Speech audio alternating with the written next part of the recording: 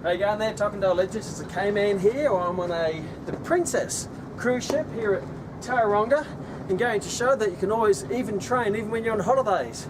It's a great way to train up here on the deck of the ship. But I want to take you through some mobility exercises today, just to loosen up your hips. And these are some of the exercises I do to loosen my hips up before I go in to do my patterns or my sparring or any form of training.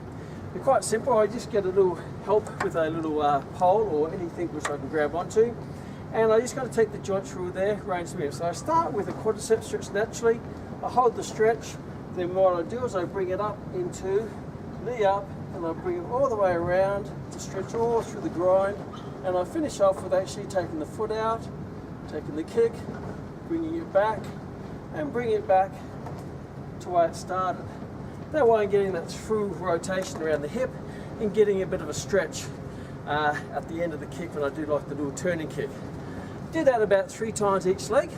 Next stretch I do is from here, I bring the leg straight up as high as I can, and then I take the foot out into a side kick position, and then from there I go into a turning kick, and then I go into a hook kick, then I bring it back into the side kick position and back down. So these are very specific kicks or stretches designed for the kick. So sitting on the ground and stretching, when you kick in the upright position, if you're going to kick in the upright position, then stretch in the upright position. So that's my second little dynamic stretch around the hip joint, and very specific to a side kick, turning, hook, and the first one was a turning kick. The next one is I face this way, I go out to the side, I go as high as I can, and then I bring it around like a reverse turning kick, bringing up as high as I can. I lift it up even higher with my arm, and then I bring it back all the way around and back down again. Again, I do each one of these 3 to 5 times. Now I'm getting that mobility into any of my spinning kicks or reverse turning kicks.